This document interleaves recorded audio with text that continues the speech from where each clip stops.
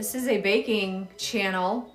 I am a baker and pastry chef, and that's what we're going to be doing. We're going to be finishing off a cake that we made on Wednesday, the PoP Baking Club. So if you're here to bake, oh, there we go. There's the PoP, the announcement I get when it's time to start. It's been a month that I've been doing this, and I'm getting more comfortable with it, and some of that is the technology, and my husband Dave is here. He's the moderator. Hi, Dave. And he will help take, if you have a comment that I don't see and it gets passed by, he'll hopefully pin it for you so that I can see it, because sometimes when I'm working, I don't notice all the comments.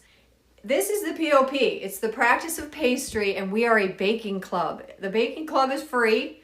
I come on here twice a week, Wednesdays and Sundays, and I teach a recipe that you guys pick.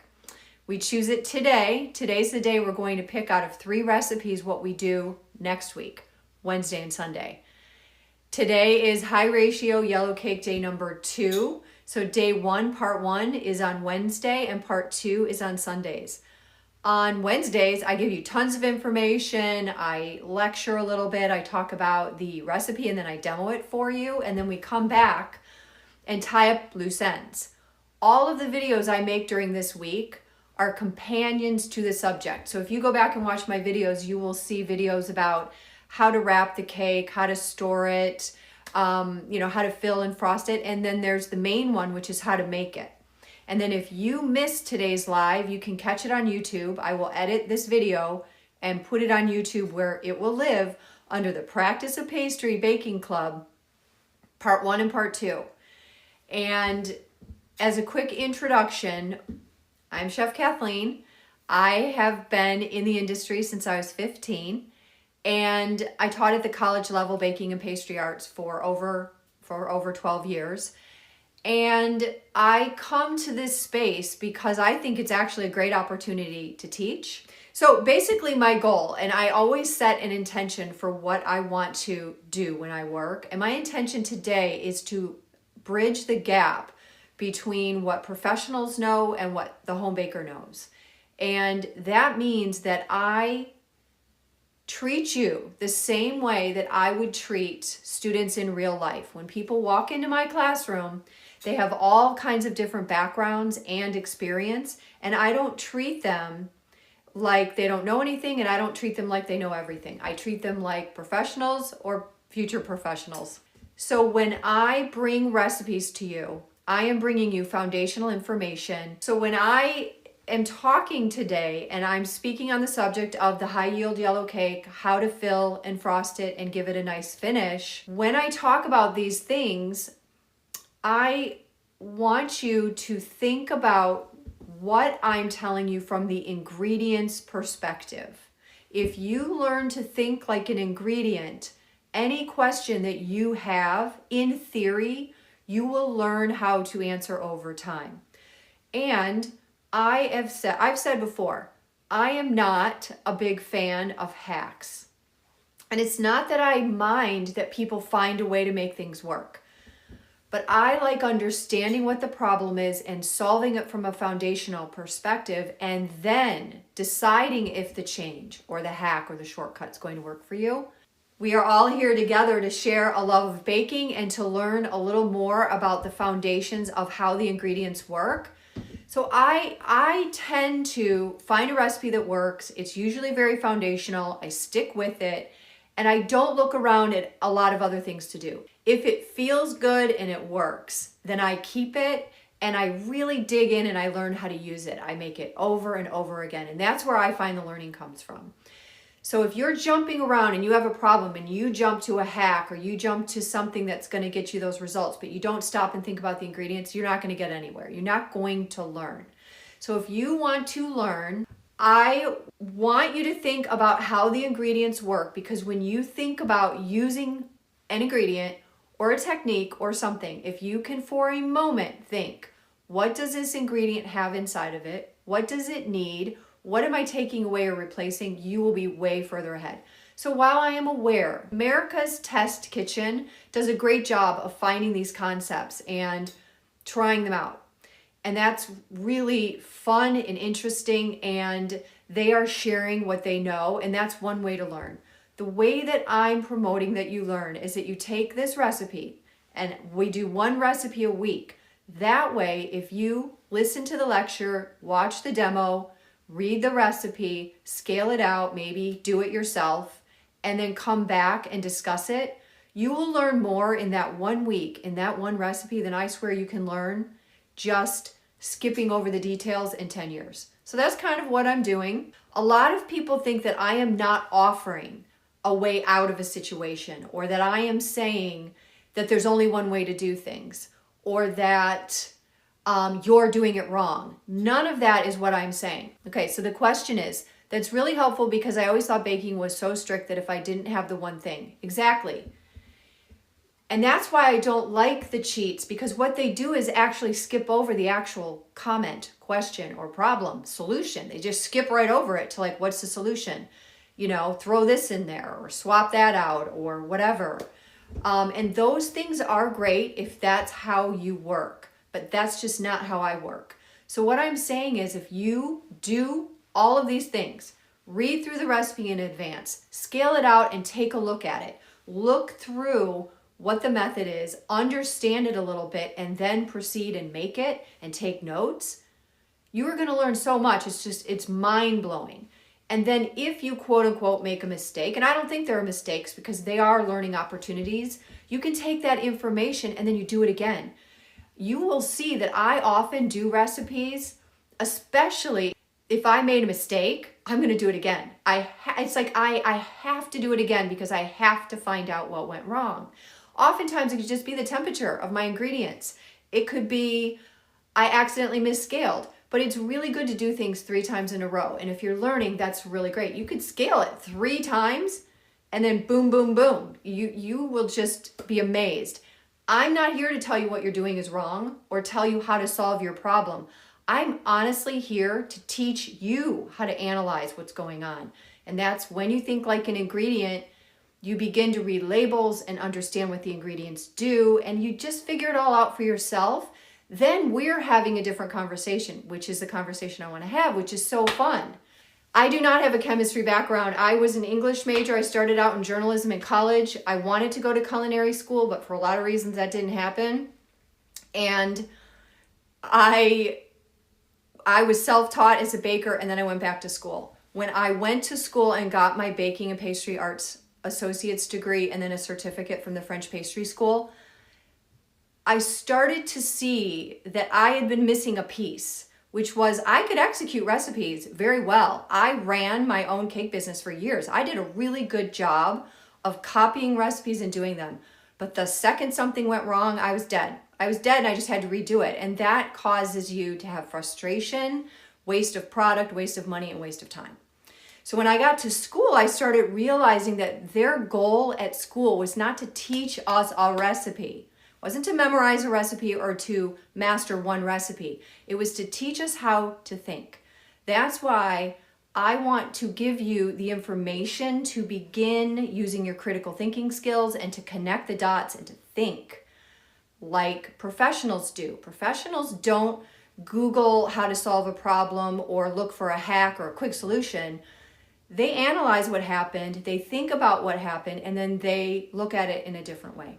And that's really what I'm offering you. And I think that's a really smart way to look at it. And when I started thinking that way, baking blew up for me. I use How Baking Works by Paula Fagoni. I still use it constantly. And at this point, I do know a lot about baking. When you ask me questions, I'll often look up the answer, or I'll verify that I have percentages right or things like that, water content and whatnot. But it's kind of just to verify that I'm correct. So, that's kind of how I approach it. Do you think it's possible for anyone to become good at baking, or is it a nature versus nurture thing? Thank you so much for asking that question, because I have a lot of examples of teachers standing in front of a class and having students say, "How did you get so good at this?" And they literally looked at the class and said, "I'm just blessed. I'm just gifted and blessed." And it's counterintuitive to how I feel learning happens. Yes, some people are born with more dexterous fingers and hand control, or maybe they're more artistic or a visual learner. But I know for a fact, number one, baking can be taught to anybody. It's a system of doing things, just a system. That's why I like a digital scale. I like making labels. I like scaling out my ingredients in advance. I like reading the recipe in advance, and then I like to execute it and then evaluate what I did by taking notes. In that process, literally anybody can learn to bake well. With things like cake decorating, I have taught willing cake decorating students and people who are forced to take advanced cake decorating with fondant, gum paste flours, advanced buttercreams like Swiss and Italian, which are advanced, literally coming in and saying, I don't want to do this. This is horrible. I'm horrible. I'm going to be terrible. And I just ask them to trust me. And when they finish their little 3-tiered cake at the end with quilted fondant on it and pearls and sugar flour spray, like just the look of accomplishment and happiness is really hard to describe, and it's really something I live for. So what we're going to do today is finish covering these cakes, and I'll show you what we're working with because this is so fun. This is my fridge. I work in a residential kitchen, and we have 1, 2, 3, 4, 5 cakes that have been in the refrigerator for a couple of days. So we have 5 cakes in the fridge, and one of those I filled and frosted on, I crumb coated on Wednesday. And then I went ahead and did all the other cakes. So those are all ready to go, and I am going to show you how to cover them and then do simple decorations that don't even require pastry tips. So very basic. I'm very fond of the idea that you don't need specialized tools. You don't need to go to a cake decorating store. You can go to the hardware store. And that you should be able to do this. And I don't think cake decorating has to be considered a hobby. I think it can be considered a skill. And if you are a person out there right now who is in the industry or wants to be, can't go to school because there's no school nearby, you don't have the money right now, maybe you have a lot of other obligations like, a job and kids, and it's just not for you right now. There are so many things that you can do to get where you want to go. And one of those things is to acquire some skills. And for anybody out there that thinks that they are a badass at pastry or baking, but does not know how to fill and cover a cake with a simple border or maybe a little happy birthday on top, it's not a sign that they can't do it. It's not a sign that it's impossible. It's a sign that they don't think it's valuable, and it absolutely is. And it's a skill that can set you apart among a lot of other people who enter the industry. Imagine a large kitchen full of people who are all trained to some degree, whether it's self-taught, taught through the industry, or taught through school. And someone says, hey, we have a really important client here that needs, a quick cake with a happy birthday on top, and they're a very special member of our club or a special client, a customer, we really want to keep them happy, and nobody knows how to do that. But then you raised your hand because you learned how to write with chocolate, happy anniversary and happy birthday, and you're good to go. This sets you apart. And a lot of people like to say it's a hobby and it's girly and it's not too cool for them. But I'm not talking about cake decorating, learning how to do a million things and learning how to do the latest trends. I am talking about simply filling a cake so it's straight, covering it so it's smooth, and putting a simple border on it. And I'm not even going to show you how to write anything today. That might be for a different day. So that's what I'm going to try to impart, that things like this are easy and that they are skills and they are worth learning, just like it's worth learning what the reverse creaming method is, which is what we did. I like having a small mixer because I like making small batches so that I can do small tests. This saves you money and time. I started at a new school one time as a teacher, and they literally had 20-quart mixers for all the students to use, and no small mixers. So we were able to buy them, but they also had a freezer full of things that needed to be composted because they had all gone rotten because there was way too much food the students were making, and then they'd make mistakes and it would all get thrown away. So the more you can make more frequent small batches, the more you'll learn, the less you'll waste, and it's a really great system. Do you ever go through phases with baking? Do you ever feel burnt out? No. I wish I did. Nope. And every time I get back to another subject, I get just as excited about it. So after I finished cake decorating, because I ran my own business for 12 years, that's when I went back to school basically. And then it was like, woo, everything was really exciting. But then I come back to cake decorating occasionally, and then I realize how much I love it. So luckily for me, I'll tell you what I'm blessed for is just having an interest in this. Like it soothes me. I love it. It's an endless pursuit of information and knowledge that maybe I'll get tired of it someday. So I personally believe in learning something very narrow, but very deep. And if you want surface about baking, what I recommend is that you pick signature items and you just really get good at those one things and then experiment and have fun with other things. So we did the high yield yellow cake on Wednesday. High yield means that the percentage of sugar is equal to or higher than the flour. And in baker's percentage, the flour is always 100%. So you just look at the flour is 100%, and if you have 100% or more of the sucrose or the sugar, you have a high ratio cake. And that means you can do the reverse creaming method, which is when you put all the dries in your mixer bowl, run them together until they're cohesive, and then add soft butter. That turns sanded, which means that it's sandy, that the butter has coated the flour particles so they're not creaming together. So it's different than the creaming method. Once it becomes crumbly or sandy, then you begin to add the liquids. And in this case, we added the milk and let it get incorporated, which is important to give things time to get incorporated and get used to each other. And then once that was together, we brought in the eggs and the vanilla and the buttermilk. So sometimes these ingredients, the wet ones, get staged out. Otherwise, if you add them too quickly or all at once, if you just dump everything in, you're not going to get the result you want. And the result we want on this cake, and if you are looking for a recipe that gives you what looks and feels like a box cake or one from an old school bakery, really soft, tender, buttery, sweet, light, little tender crumb, not big open crumb. A quick bread or a muffin has a more open crumb. This is going to have little bitty bubbles, and those little bubbles are created because of the reverse creaming method.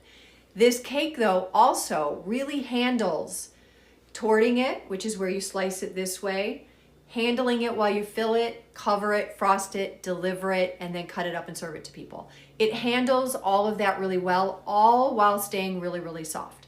So I say it's like the birthday cake of your childhood, or the cakes that you get at big box bakeries or your local old school bakery. It's not like a genoise, it's not like other cakes. It is special, and if you have a cake business and you are looking for a good resource, so if you're running a cake business or anything and you don't want to have to keep looking around for a good cake recipe, Toba Garrett, that's whose recipe this is, professional cake decorating, has wonderful recipes, but the high yield yellow cake is the one I recommend that you could literally build an entire business on. And I don't think you need to keep looking around. I've done a lot of these yellow cakes that are high yield out of other books and other people like King Arthur and whatnot. And while they're good, I, in my opinion, think this is the best. And if you haven't already, the recipe is on my link tree, and it is in grams, and the ingredients are in blocks. They go together. The method is here, but this kind of gives you a visual aid of how they go together. Here's the milk or the butter, then the milk, and then the other wet ingredients. And this in the middle is the amount we're working with in grams, sort of our yield. So this is the original recipe, and then this happens to be an 80% recipe. So this is called the formulator, and I'm actually having a web developer get this onto my website so we can all use it. And once everybody does, it'd be great to talk about percentages. And I'm making a video, but it's kind of hard to edit. This is a video comparing two cakes that are both very similar, but Toba Garrett's is a true high yield. Harriet's, which these are all in my link tree. Harriet's was a little different, and I actually baked it two ways. Once with the creaming method, which is where you take butter and you whip sugar into it, and then you add dry, wet, ending on dry. The reverse creaming method didn't work for Harriet's, and the reason it didn't work, and you can see I put that these numbers were equal across the recipes, and then she didn't have as much egg. So this recipe requires that it has a lot of egg, because as it starts to go up, you have baking powder that gives it lift, and you have the things that live inside the egg that give it lift and structure. So we talked about all that on Wednesday, and if you missed it, just go back to my YouTube and watch part 1 of high yield yellow cake. You're adjusting to working with grams, and how are you finding it? Because I found it to be easy, and if you were to enter a baking program, you walk in and the cups and spoons are gone. You literally go straight into grams, and for me, who is bad at math, it is much easier to conceptualize because of the fact that everything's divisible by 10. It just, for my brain, makes it a little bit easier. Yeah, for me, grams are non-negotiable. A lot of people ask me if I have recipes in cups. I do not. Or if something went wrong, they'll tell me that they have it in cups, and I'm like, I can't help you. What I'm going to do today is do one cake from start to finish, then I'm going to move to the next. During that time, I will talk about all of my tools and supplies so that you can see how the different cakes go, the different icings. You know, last week we made Swiss buttercream, Italian buttercream, and American buttercream, and I have ours back here. And yesterday I made a practice buttercream, which has no expensive ingredients in it. So it's, you know, you're not going to eat it, but you can reuse it over and over again. It's very white, and I made it so that I have enough to finish all my demonstrations. I'm going to tell you what my fit check is. I'm just making things easy these days. Pull my hair up. I have no jewelry on, no nail polish, and short nails. I have my clogs, which are non-slip, and if I were to spill on them, I could just kick them off. That's why chefs wear clogs, is so that if things get inside or on your shoe, you don't have a synthetic plastic that's going to melt and stick to your skin. So I'm going to wash my hands, I'm going to pull a cake, and I'm going to talk and answer your questions. While you're watching, I just want you to remember, this is not cake decorating 101. This is how do you take a cake and fill it deliciously and then cover it so it looks good. And it doesn't have to look perfect. I hope you guys learn a lot from what I do. You know, like I said, I taught for a long time, and I really enjoy sharing. And it's not just about me giving all the information. It's about, you know, just being part of a community where we can share what we've tried. And when you guys suggest I try stuff and I get to try it, it's just exciting for me to get to look at things from a different perspective. And frankly, I don't even look around for a lot of new stuff because I'm so based in the classics. Well, I'm glad I taught you a lot. I appreciate that feedback. Are clogs helpful for your back and being on your feet for so long? I wear Danskos, and some people don't like them. And I actually used to get the uniforms together for my students because I did all of the first semester students, and we would do our orientation. I would order their uniforms, shoes, which were part of their kit. They had choices, the tie-up kind or the clogs. The kind that got returned all the time or the kind you slip your feet in. Not like a clog, like, you know, where it's got the elastic and you slip in, kind of a slide thing. Everyone would return those. They didn't like them. They weren't comfortable. The clogs that I wear have such nice arch support, and they're so cushiony. I used to say I could jog in them, and I have a bad low back. And I do practice basics like how I stand, and I use like a relaxed knee, and I try to set myself up so that my work is close by so I'm not hurting my back. But clogs should help, and they aren't cheap, but they can last forever. Mine are actually a mess. I've had them for so long, they look terrible. Nonetheless, I'm gonna keep them. All right, so I'm gonna get a cake. Let me get a cake out of here.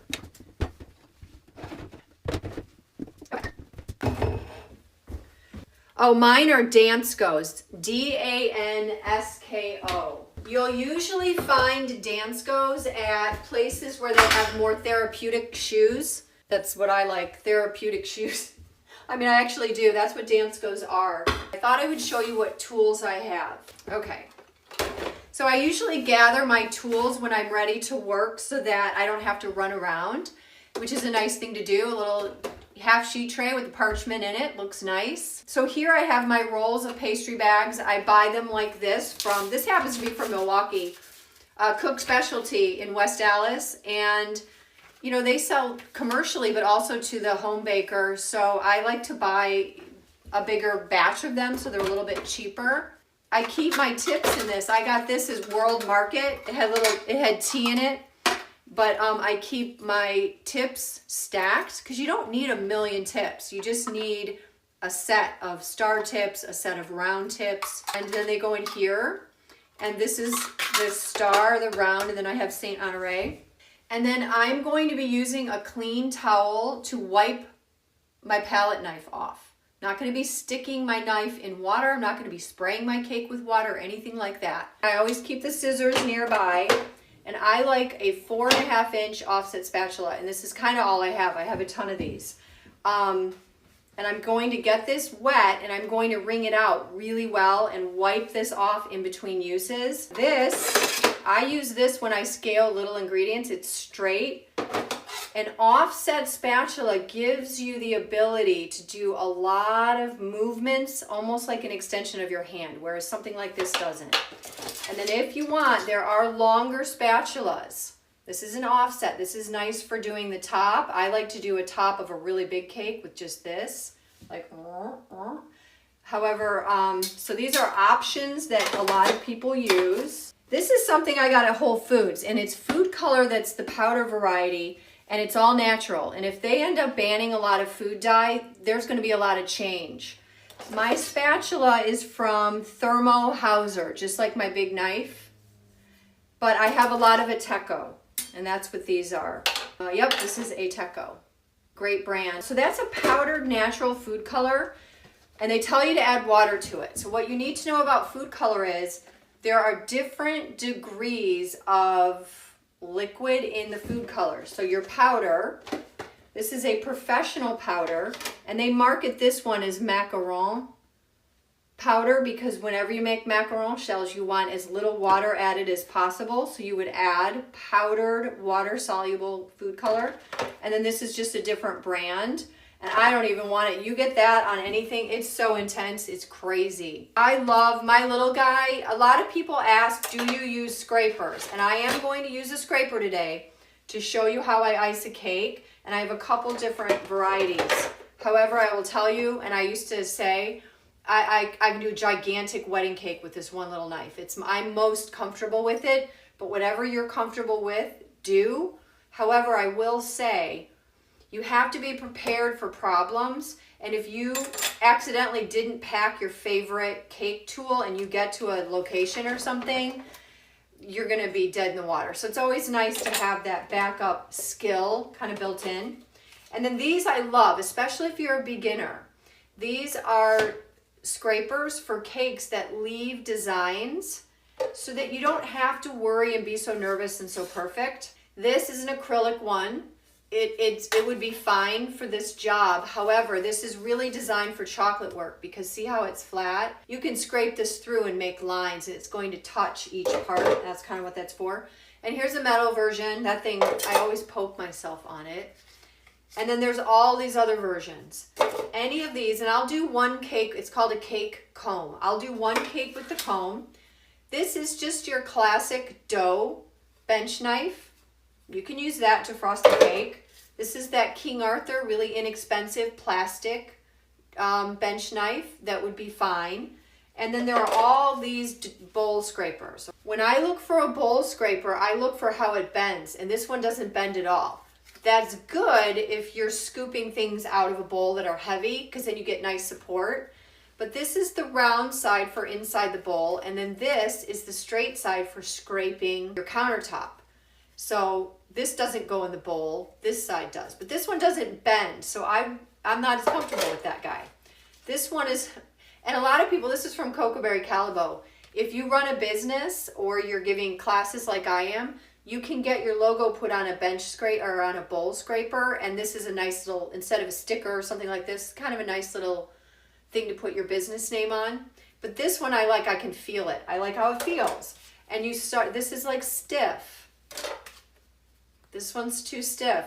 Ateco makes really nice bowl scrapers, and they're very firm, and they do loosen up over time. But when I'm working, I like this. I like to feel like it's my hand. Like anything I do, I can do just like, just the tip. And this is like perfect for that. I'm going to keep this one out. This one feels similar. And then this is fun. If you ever see like a really little bowl scraper, these are great for sticking in your pocket. And you can do a lot of little things. You can clean plates up with it. You can do a lot with the little guy. So I love that.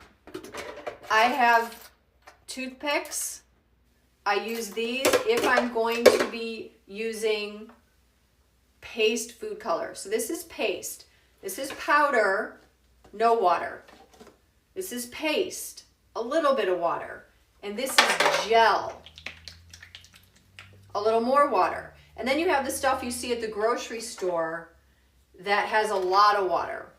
So when you are adding these, you have to add them a certain way. But I don't want to add a thick color to a big batch of dry buttercream, because then I'm going to get streaks and specks. So when you choose what kind of food coloring to use, you need to think about how are you going to incorporate it into your food product, your frosting, or whatever. So on this one, I'm going to start with my little guy, my 4.5-inch knife, and this is the buttercream.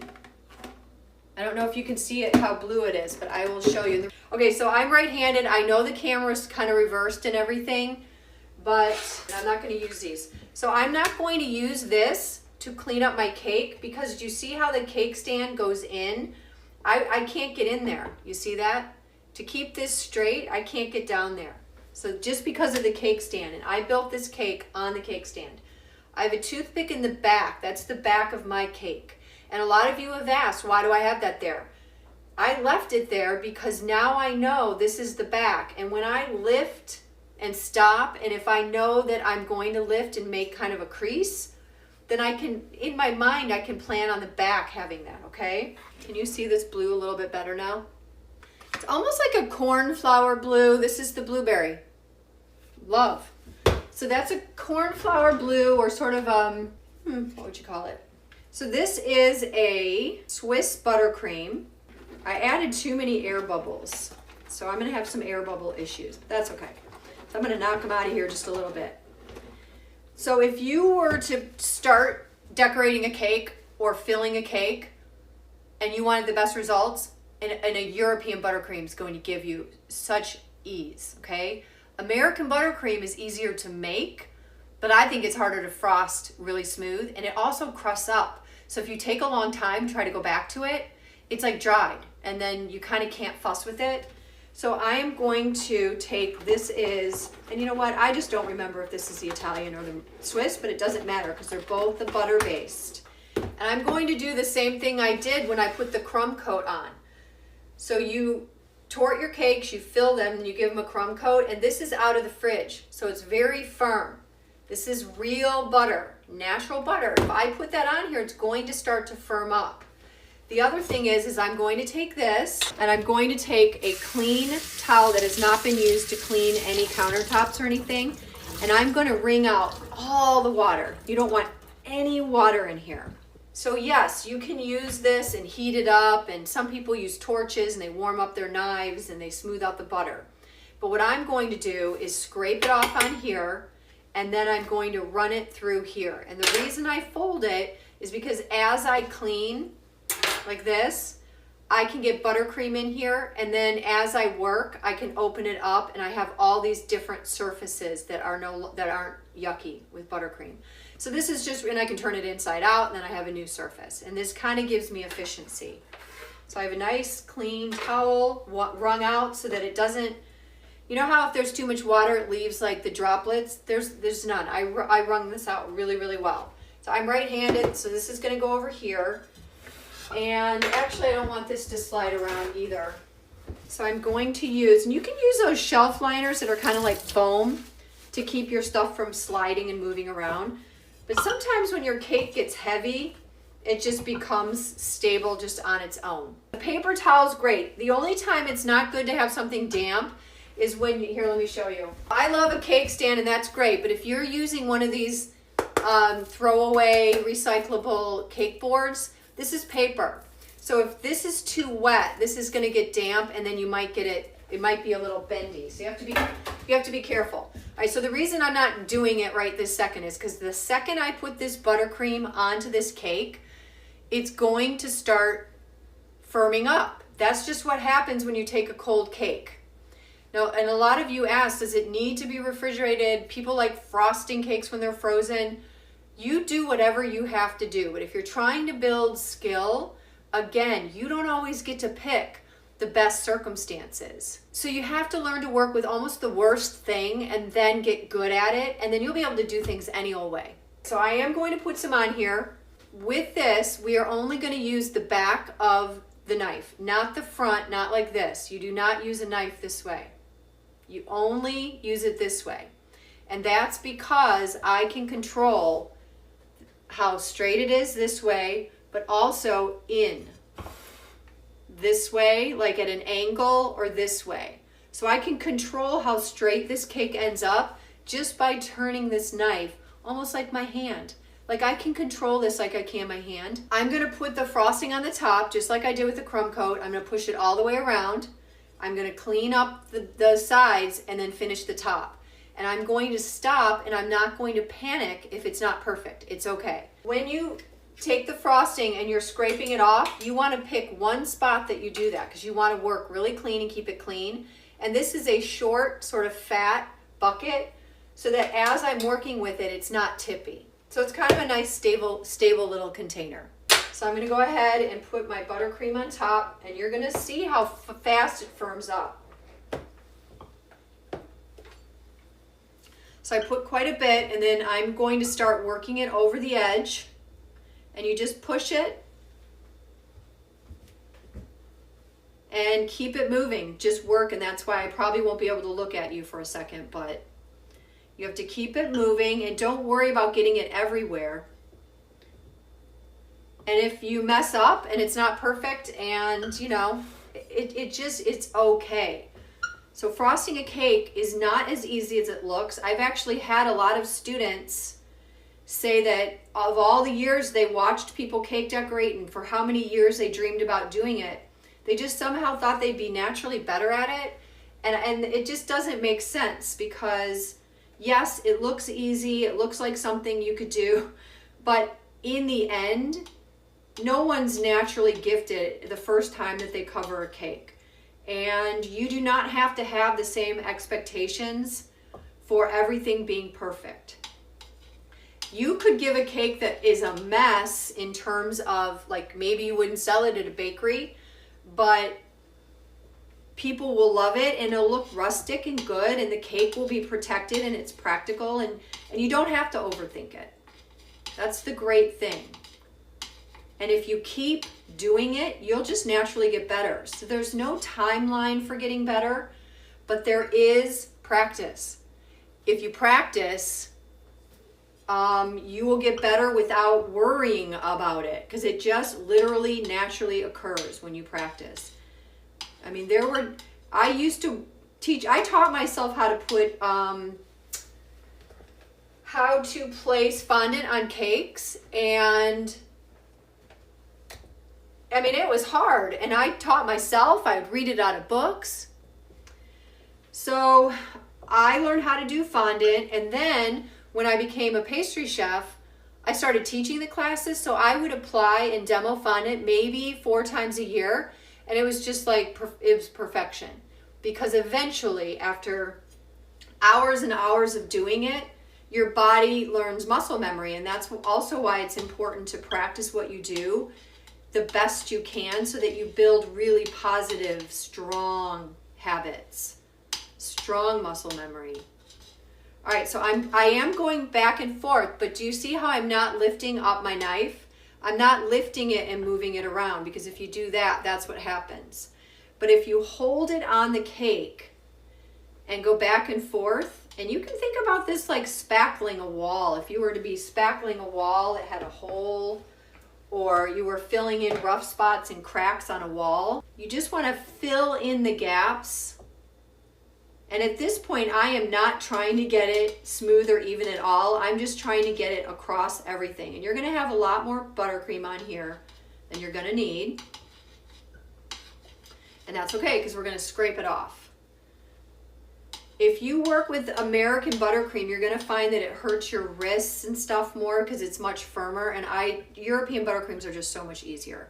My grandfather always used to say that frosting was just like cement work. You know, you had to have it the right consistency and sometimes temperature, and so that it really is true. Okay, so what I'm doing right now is, I know that I have too much on here and it's very thick, but what I'm doing is, let's say I stopped right now. Let's just say I stopped. Actually, I mean, it's not that bad. Like, if it's kind of like cool and rough. But what I'm looking at are these lines up and down and then across. If this is straight as I turn the cake, and so what you do to do that is you do this. So if you've ever walked into a wedding and you see the cake and it's in silhouette maybe, that's when you're able to see if it's straight. And that's what you're looking for at your cake. So here's what I'm gonna do now. I'm gonna scrape off my knife, my palette knife. Okay. If I wanted to run this under hot water, because a hot knife will make this get really smooth, I would have a dry towel, or I'd make sure all the water is off. Okay, so this is all getting cold. So I'm gonna take this and I'm gonna wipe it between my wrung out towel, and I'm gonna start at the bottom, and I'm just holding it, and it's so firm, you can see. Maybe I will have to heat up the knife. Yeah, it's firming up because I've been letting it sit. So I'm gonna let the water warm up, and I'm gonna fill these areas back in, and then show you how a hot knife really does the job. Butter is so incredibly sensitive, and if you learn nothing else right now, just know that not only is butter sensitive to getting cold because the cake is cold, but if you reverse that idea to summertime and you put this cake out in anything over, 85, 90 degrees, you are going to end up with a mess. I delivered a cake once for an anniversary, for a engagement party, and it was really nice, and it was at an art gallery, and I showed up with 3 European buttercream cakes, and there was no air conditioning, and it was hot, and it was because the gallerist didn't like it. So you can see how smooth that hot knife. I'm gonna keep this running. Oops, you can see where I stopped. I'm gonna keep the hot water just drizzling because, so you can see, I'm running it under the hot water, but then I wipe it off. You do not want this water on your cake. So then you're going to go around knowing that you have a front and a back, and there's the back. So I'm gonna pull off. I haven't done the America's Test Kitchen one. I've done others, but not that one. Well, I don't like their paywall and everything and I've even tried having subscriptions to them. It's just hard to use, their website, I think. But I love their recipes. And I used to like them, but their website just got like Fort Knox. It just became like hard to use. All right, so because my knife is hot, I can fix a couple things. But again, I'm not gonna go overboard with these so we can keep moving. All of my recipes are on my link tree, which is on my profile page, and they're also on YouTube on the link tree. And then if you want extra information, I have it on Substack. I make a batch. I don't have the amount to tell you how much icing I make because I don't have this dialed in because I'm not cake decorating right now professionally.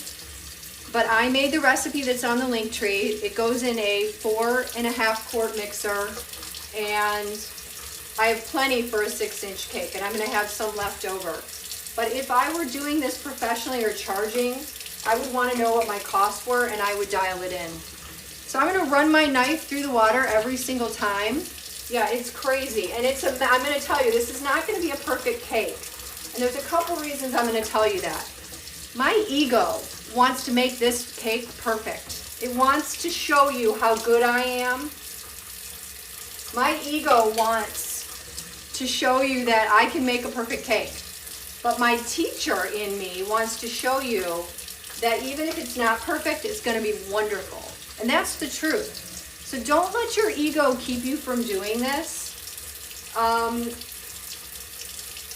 And the people that you share it with, unless they paid for it or something, they're just going to be happy to have it. So if you are looking for the smoothest cake, you're going to want to go with the European buttercream. And, I love them. I love the work they do and everything.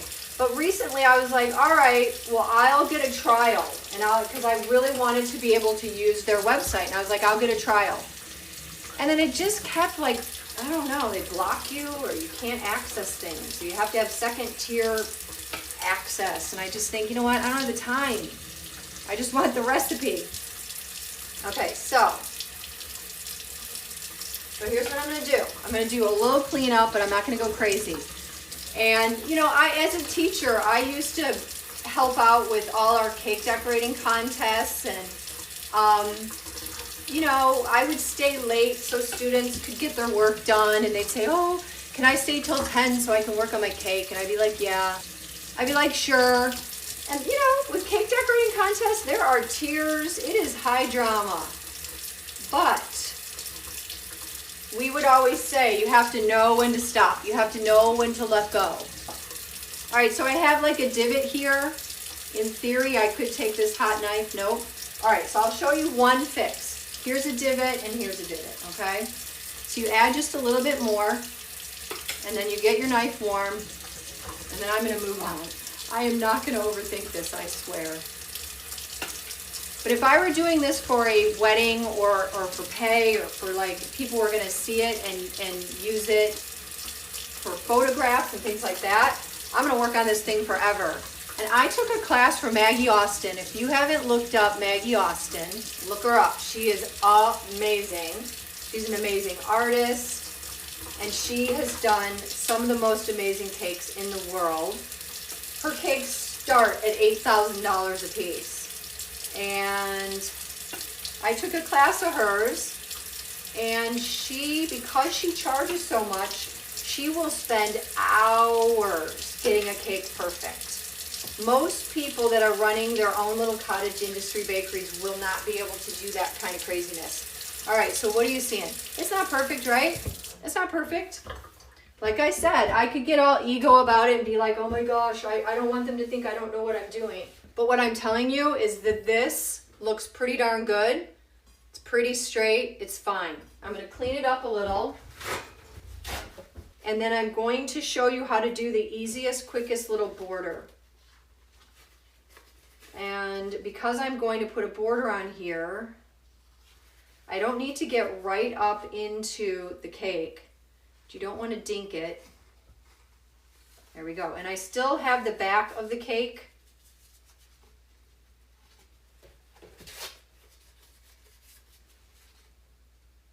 And the back of the cake is not only a place where you can leave it a little rough, but sometimes it's when you look at it, it's the side that's, you know, this is the angle that's the straightest, so that becomes my back. Okay, so what I was gonna do is take some American buttercream and show you how I get it into a bag. So I like to use a deli cup. Sometimes the deli cup is too big for the size of your bag, meaning that this won't go around it, but for this purpose, it's perfectly fine. I was thinking of using a rose tip, and this rose tip looks like this. And I can make a little bit of a ruffle, and I'm going to make a ruffle around the top, just basic. So for this one, I'm going to take my scissor, which is here, and I'm gonna measure. I don't wanna take off too much, because if you take off too much, you can't go back. And if you take off too little, you can still, you know, cut it still. So I'm gonna put this in here. See how this isn't cut enough? So I'm just gonna cut a little bit more, just a little. And you wanna make sure to get rid of these little plastic pieces. They shouldn't be anywhere near your food. Okay. So once this is in there and I squeeze it, I know it's not gonna pop out when I get icing in there, okay? Plastic bags like this have a seam. Do you see that? That seam is how they put it together. And it's important because it affects a lot about the bag. But I'm gonna put it on that side. Then I'm gonna take this and I'm going to wrap this around the edge of this container. And these smaller bags make it kind of hard. But I've seen people say, oh, professional chefs don't do that. They don't do what I'm doing. And they do, actually. It's because now I can take a buttercream and put it in here, and I've got my tip down here, the pastry bag's in here, I put the buttercream in here, and then I can scrape, and this is still clean. And this is actually how you do pâte à choux dough before you put it in the pastry bag and pipe your pâte à choux. So this is a good technique to use, and I always use it. American buttercream needs to be covered even while you're working, otherwise it'll dry out, and European doesn't, which is nice. So this is an American buttercream I made prior, and I fluffed it up before I got on here with you guys. This crusted up. And I knew I had to cover it to touch, but I left it anyway. Not a lot, but it's a little bit. And the reason that's bad is because it's hard to pipe and it doesn't stick to itself. Now I'm using it because it's white and I want it to look nice next to on top of here. But in order to manage the crusting, I can just take this and stir up the dry bits. But again, if it got really dry, then you're gonna have not a smooth frosting. And the remedy to that is to plastic to touch. And I have another American, the Practice Buttercream that I'll show you, that I plastic to touch and I put a wet towel on it. So it's gonna go in here. And I'm guilty of filling these things up too high. But once it's in here, then you can take your spatula and scrape off what you need. It's perfect, right? Just like that. And then I'm gonna put the plastic back on here and move it out of the way. Okay. Then I'm gonna take a bowl scraper.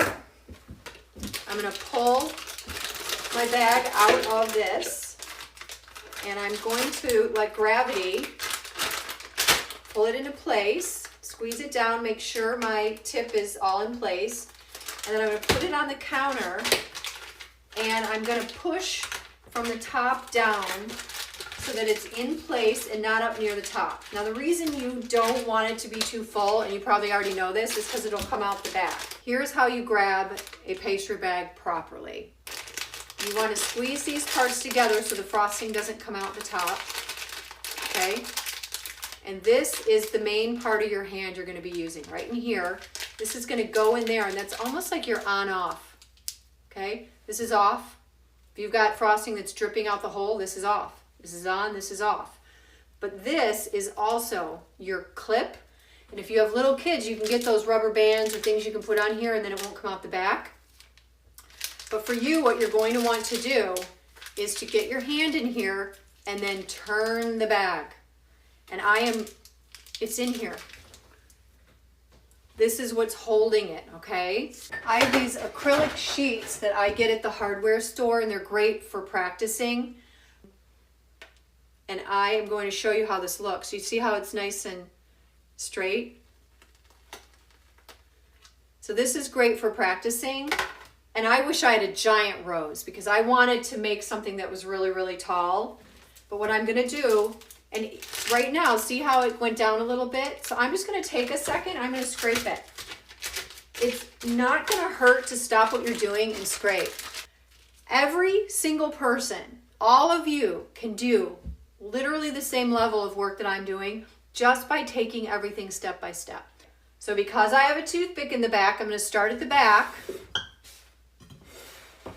And I am just going to keep this upright, perpendicular, and I'm going to squeeze, and I'm going to go back and forth while turning the cake and just get a nice little ruffle on the top. It's going to be very simple, okay?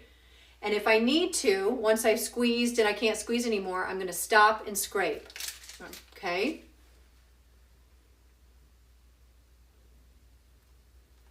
I just want a little ruffle.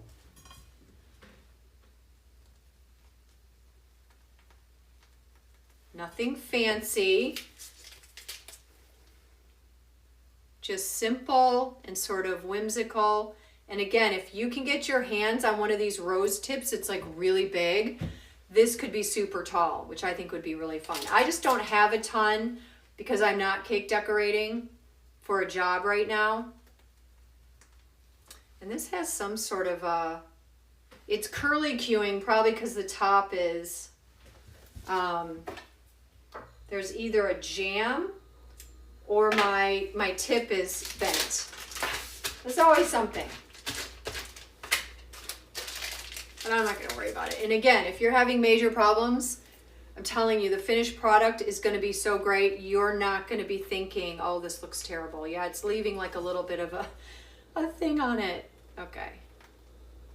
Perpendicular squeeze, twist, start again. Be easy on your hands. Don't overfill the bag. Okay, so look at that. I think it looks cute. And then I'm going to show you how to do a border around the bottom. Now the thing about this is, now that I have the tip in there, I don't have a coupler, I can't swap it. but I can get this back into the buttercream and I'll show you how I do that. But here is how you do a simple beaded border, which I love. And you know what? Here's what I'm going to show you. This is a cool trick. So I'm going to take the scissor and I'm going to cut the tip off, just like that. I just cut the tip right off. And then I'm going to take this bag, which has no tip in it.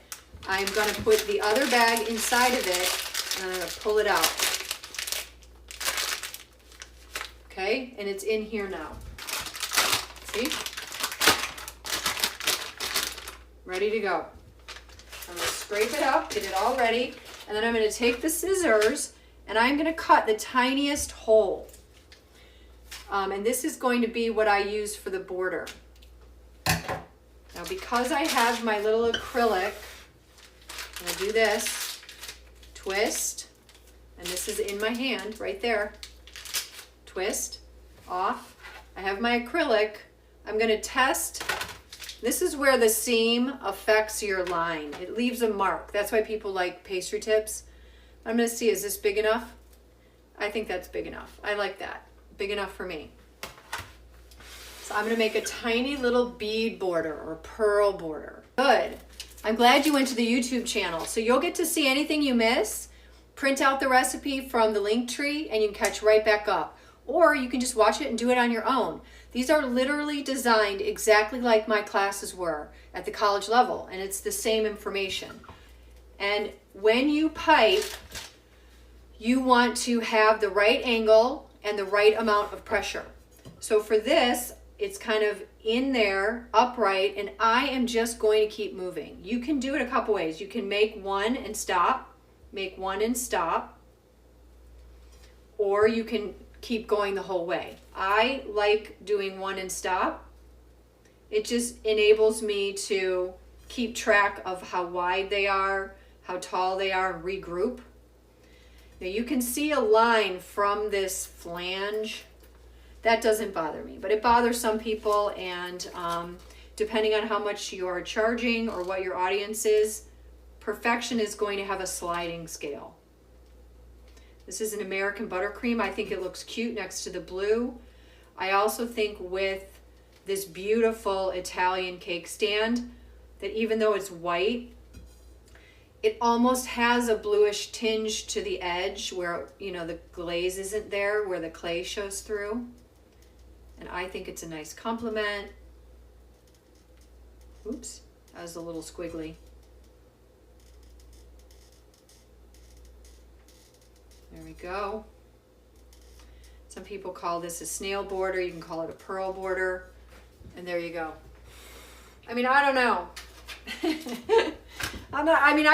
If you guys don't know me in real life, but you will hear, I'm not saying something looks good, like I think this is perfect and it's wonderful, but this is absolutely beautiful. If I sat down at someone's home and they served this for after dinner or, during lunch, I would say, how charming. How charming. Now this needs hours to come to room temperature, and you want to serve it at room temperature. You want to pull it. I like delivering and shipping cakes when they're cold. But once they get where they're going, you want them at room temp. You don't want to eat this buttercream when it's cold. And the inside of the cake, oops, I just bumped it. The inside of the cake needs to come to temp as well. See what I just did? That's terrible. And it's on the front too. I already got rid of the thing. All right. Something's always going to go wrong, I'm telling you. That's how it goes. If I were delivering this, I would have the right proper tools to fix it. So you kind of have to plan for that sort of thing. But anyway, it needs to come to room temp. And when you decide whether or not to refrigerate a cake, you go with the weakest link. And you look at the ingredients. So if buttercream can sit on the counter for 3 days and that's the weakest link, then this cake can sit on the counter for 3 days. It's fine. If it has fresh raspberries in there or lemon curd or whipped cream, it can't sit on the counter for one night. So you have to factor all of that into how things end up being refrigerated or not. So there you go. I think it's cute. Charming and cute, but I smushed it. What are we gonna do next? Do you recommend using couplers in piping? Yes, unless you have, and sometimes they are different size circles, and in that case, it's not easy to make the swap. But if, you know, when it comes in handy is if you're doing like decorating cookies or things where all of the tips are the same size, and let me show you what I mean. When the tips are all the same size, a coupler is amazing because then you can do all these different effects or different sizes. So this is how I store my tips. Okay, these are all labeled and categorized. It actually fell and broke, so I need to go to the store and get another one. But so in here I have 1, 2, 3, 4, 5, you know, all of the rounds.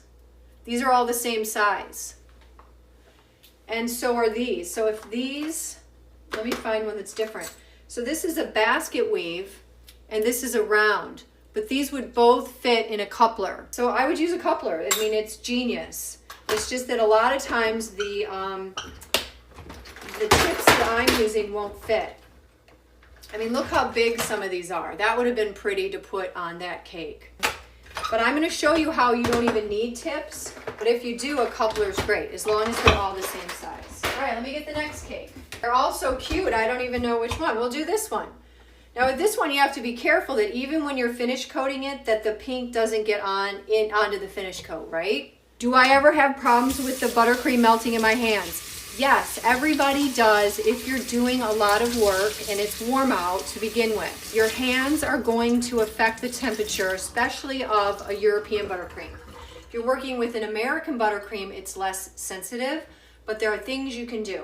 You can use an ice pack, those flat kind, that you put a towel over. You can put your hands on it to cool your hands, or you can place the buttercream bag in between uses on the cold ice pack with a towel over it, and this will help keep it cool. So there are ways to toggle and work, and that sometimes that's just, you know, time of year and that sort of thing. Can I store cakes in fridge once they're frosted?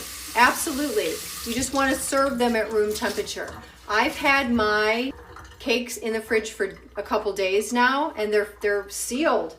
Well, other than absorbing smells, they are moisture proof, like you've sealed in the moisture. What role do eggs play in cakes, whites versus whole egg? They are structure builders and fat emulsifiers. So your egg whites build structure, that's protein, and the yolks tenderize, and they build structure too though. Think about when you cook an egg, how the egg yolk cooks as well. It gets firm as well. That's why sometimes you'll see an egg white whipped on the side and then whole eggs, and then you'll fold in the egg white, that's your leavener. The water that lives in the egg white is going to turn into steam in the oven, and that's going to expand your cake. So there's a lot going on with the eggs, and that's why Harriet's did not work with the reverse creaming method, because it didn't have enough of that water and lift, because her amount of egg was so low. And in this high yield yellow cake, the amount of egg is very high, the percentages. I think I'll do one more European buttercream, and this is the Swiss meringue buttercream. It has a slight yellow tinge to it, so you're aware. I did whip it this morning, but I didn't aerate it to the point where it lightened up a ton. So I do not have a back to this cake, so that's not a problem.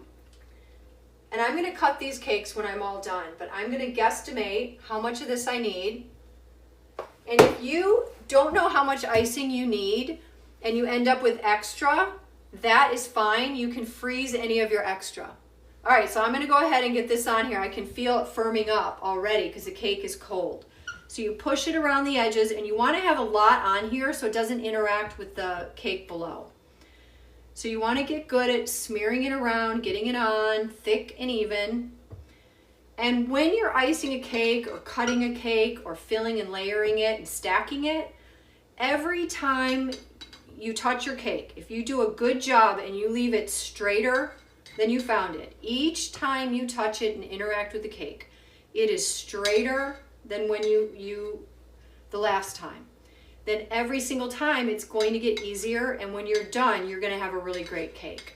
So you really want to take the time to make sure and verify that you're getting a straight cake. And if you need more icing, just put it on. Just add some more to the top. And make sure it's all around the bottom. There are no holes, no gap. You can't see the cake. If you put too much on, it could fall. And there have been people, especially with American buttercream, that end up putting so much on their cake that the whole thing ends up falling off. So you have to be reasonable, and practice will help you determine that. Okay, so I'm going to get this around and I'm going to show you what it looks like to use a scraper. A lot of people use scrapers. It's fast. One of the problems with a plastic scraper is they can get grooves, maybe they get dinged, and then you have like, you don't have a straight perfect thing. But again, who's your audience and does it matter? So I just want to make sure this is all even.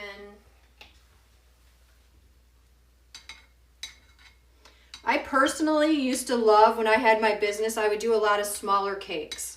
Sometimes we would even do a cake per table, and that was always fun. Conversation starter, you could make them all a little customized. We would do like 3 different designs so everyone felt like they had a special cake at their table. All right, I think I'm ready to go around with my little scraper. And you see how I kind of build it up around the top higher? That is so that the edge remains sharp. So when I go around, I'm not having to go back and add it. So that's why I'll often take some buttercream and push it up along the edge there. Because I can always wipe that off, but you can't really add it on later as easily. And again, some of this is like, you're going to develop your own style, but you're going to have the basic information. That's what I'm giving you, the basic information about how ingredients function, and then it's up to you to determine what works for you and your business, your temperature, your climate. Should we use different buttercream for stacking layers and decorating the outside of the cake? That's a great question. You can use any of the buttercreams for the inside of the cake, and that's lovely. You can flavor them, color them, mix them with other things, like you could fold in lemon cream. But I don't recommend using egg yolk based icings on the outside. And the Russian buttercream even that I made last week is very rich, and I think it belongs as a filling. So the other thing you want to think about is color, and if somebody doesn't want an off-white cake, you're going to go with the American buttercream. And if they want, an egg yolk buttercream, the French, is going to be really yellow. Those are the considerations you would take. So I'm going to take this and I'm going to hold it in place, and I'm going to turn the stand and then scrape off the extra. And then I'm going to take my very well wrung out towel and do this. So I'm trying to keep this very straight. I'm trying not to take off too much icing at one time. But the trick is to not tilt. When you tilt is when you get walls that aren't straight. They're tilted. So how are the walls looking? And because the cake is cold, the buttercream is cold. So I don't think this is the best thing to do. And that's kind of why, when I used to cake decorate, I would try to use this. It just didn't give me the results that I wanted all the time. And that little knife is, yep. And the reason I'm getting some of the breaking is because it's getting cold underneath because of the buttercream underneath. So let me see. So now I have to wipe this off. And then, yeah, it's just not as smooth because I can't warm up the plastic. And there we go. All right. So I think it's a little bit rough, but I'm going to leave it. And a lot of people use this for the top as well. And I'll show you how they do that. They take this and they go across the cake, scrape it off, wipe it off. I haven't done this in years. It's just, I don't typically demo this, but it's worth knowing that this is how a lot of people do it. And sometimes you work in a place where speed is more important than other things. I've worked at places that basically time you. Yeah, see. I feel like this guy is what gives me the control. This guy makes it so that I can literally make anything go where I want it to. And smooth out the top. Or the corners get nice edges. So you could always use that and then clean it up with a small palette knife. So I'm going to take my offset and just heat it up in the water and then wipe it off. And I'm going to show you how nice it is to it just smooths everything out because butter is so temperature sensitive.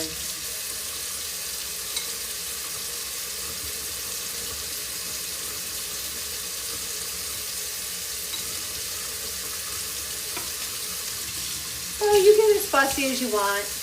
You know, it's practical to skip a crumb coat if you are good at doing that.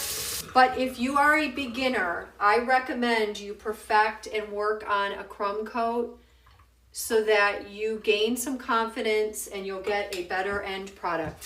You have to be, in my opinion, pretty experienced to skip the crumb coats because chocolate cakes are going to get the most amount of crumb in your icing. You might get crumbs in your main bowl, and you might just frustrate yourself. I received my training at a technical college in Milwaukee in the Baking and Pastry Arts program, which I ended up teaching at, and at the French Pastry School, which is no longer in Chicago, and it was the best school ever, worth every penny. So if you are thinking about going to school and you can't get to exactly the one you want to go, or you think that things aren't going to be perfect, just know that even the best schools are not perfect. MATC was great, was not perfect, but neither was the French Pastry School. And when I would have students who would complain and say, you know, it's ridiculous that we run out of ingredients or this happens or whatever, I would say this happens at the best of schools. So go, you know, just go knowing that it might not be perfect, but you're there to get certain things and to look at the big picture and don't get mired by some of the details. So that's covered now. What do you think? It's not perfect. That's okay. Not perfect. I would have to pay 100% attention and to get it perfect, so it's not going to be perfect. Okay, so now I'd like to put something fun on here, and I think what I will do, you know, I have a bright color that's kind of weird. All right, so here's something I did the other day. I've seen videos of people using hand blenders to add color. So I hand blended European buttercream and American buttercream, and first of all, the American buttercream, it knocked all the air out and made it very soupy. And then this, it's like glossy and weird. So I don't recommend it unless you're trying to get a really dark color. And if you guys know me, I don't love a lot of color in the icing unless it's coming from natural stuff like blueberries. I like the decorations to have the color, so I would never eat this, ever. I think it's gross. Personally, I don't like intense or dark colors. But I thought I would show this to you so that you could see the consistency. It's very soft. I think it would even be hard to pipe.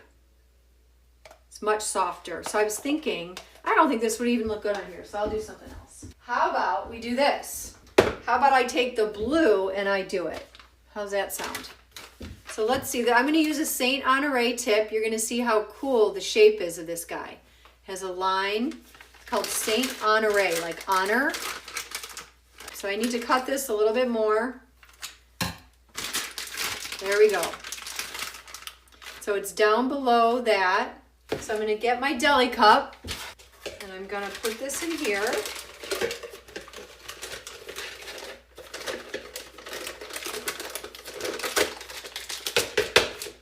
Open it up a little bit. And then I'm going to take my cornflour blue icing and put it in the pastry bag. And I'm going to show you what it looks like before I put it on the cake.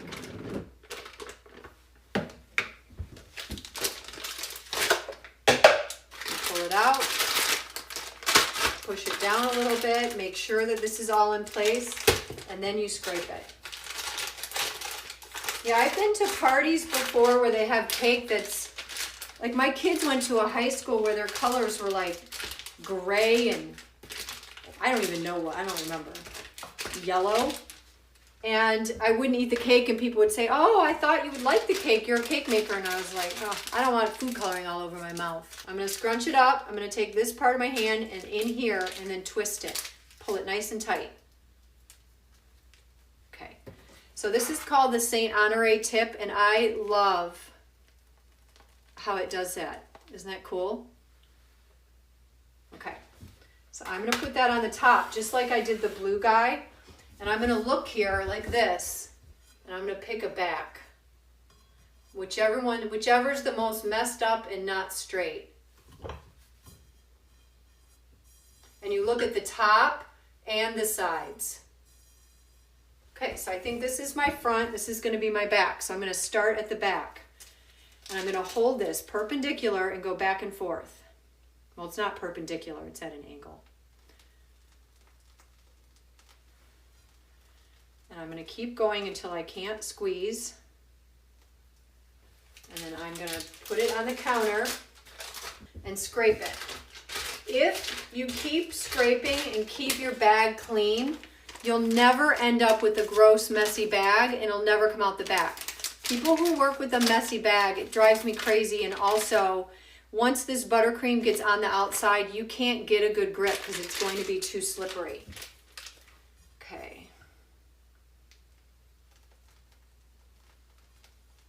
The Saint Honore tip is just cute. It's like a ribbon. It's very French, traditional. Okay, let me see if I can end that a little better. Not really. Did that mess it up? No, but I don't like it. Oh, so there you go. I think that's adorable. Yeah, I did kind of mess it up. All right, so now I want to put a little bead border on the bottom, okay? And I'm going to go back to this same bag that I used before, no tip. And a bead border to me is like a little pearl, okay? So I know this is the back because I have that weird thing there, right? So I'm going to make little circles starting here. Pipe, pull off, pipe. Squeeze, stop. 1, 2, 3. I'm going to count my head. 1, 2, 3. 1, 2, 3. 1, 2, 3. Well, it's not, I don't even know if it's that. I'm just going to go ahead and work. So I end up doing an internal count so that they're all the same size. And the goal is that they are all the same size. And there's a little bit of a pull-off mark. And the more you do this kind of thing, the better you will get. They'll all be more even. And quite frankly, when I work, I don't talk, I focus, and I would be doing a better job. Now you can take a damp finger and go back over this and tap it down, but I'm not going to. Tamp it down, but I'm not going to. I would just leave it. All of these piping skills, you might think, oh, I'm not a cake decorator. I don't want to be a cake decorator. But you have to know how to pipe pat a choux. There are a lot of things. You have to know how to pipe madeleines. If you were making ice cream desserts, there's meringues and things that get piped. If you want to make meringue decor for tarts, teardrops, shells, you're going to have to learn how to pipe. So there we go. I think that's simple and easy. There's the back. There's the front. It's cute. I'm going to put it back here with this guy. So we're getting a nice little collection. And they all kind of look cute together, don't they? The Saint Honore you can get on Amazon or at cake decorating supply places. And you can get them in a set. So they get small. Like this is a $4.50. smaller, and then bigger. So I have a little set, and you can buy the set. That's more economical. And those won't fit in a coupler. They're all different. That's why it's a little different. All right, what are we gonna do next? Let me get another cake. I'll be right back. Well, here's the cake. Here's the cake frosted in that color. And here's what I'm going to do. I am going to do a monochromatic. I'm not gonna give it any more icing. I'm going to give it decoration. So I'm not gonna cover it even though we can see the cake, but I'm gonna show you what one color will look like. And I'm thinking, I kind of do wish I had a coupler, but let me get a bag. And I think I'll do a star tip. I'm going to do a star border. So this is just an open star tip. You either get closed or open. If they're closed, you get a different shape, and if they're really open, you get a different shell. So I'm going to make a shell border with this. I'm going to take my pastry bag and I'm going to drop this in here and make sure it's at the bottom. I'm going to squeeze it and make sure it's at the bottom. Because it's perfectly round, I'm going to take my scissor and I am going to go around like this, and this is going to come off. Done. See? Perfect. I'm going to take my deli cup back here. I'm going to put this in here just like I did the others. So you can fill up many bags with different tips or use a coupler, but you kind of want to get a plan before you start. You don't want to just do what I'm doing, because what I'm doing is, it's okay because we're just having fun. But if you are trying to make money, if you are trying to keep a theme, or you promised a certain look, you need to have a better plan than I do. 'Cause I don't have a plan. I mean, I do, but not like that. Okay. And also, the whole food dye thing, it stains everything. Food color at this point, I believe, is a political issue. It's a health issue. And it's also personal preference. I do not have problems with people using food color. But I've done a little bit of research, and really dark colors are not appetizing to a lot of people. And if you think that we eat with our eyes as much as we eat with our smell and our taste, you want to make sure that whatever you're making is appetizing. I don't find really dark colors appetizing.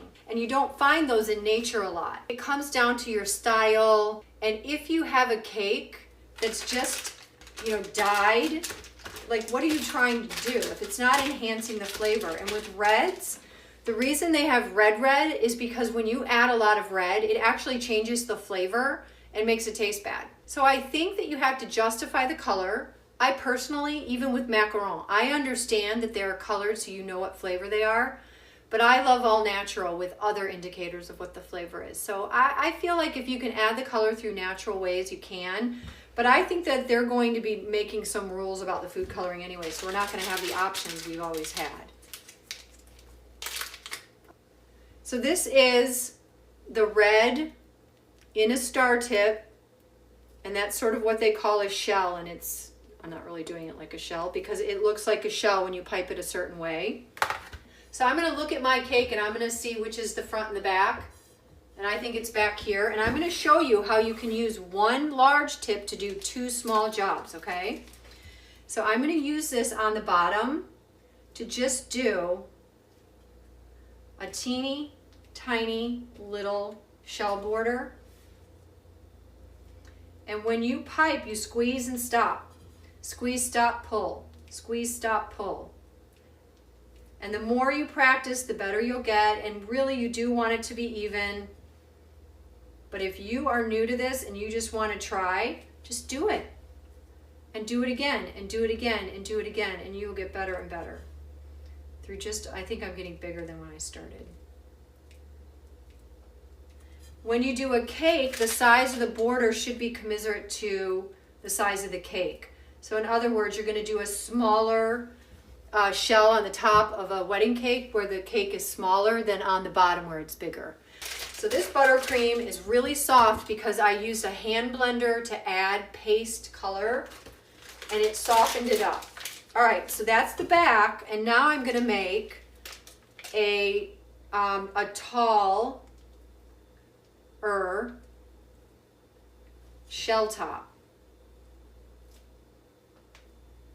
And I'm trying to get it to go upright.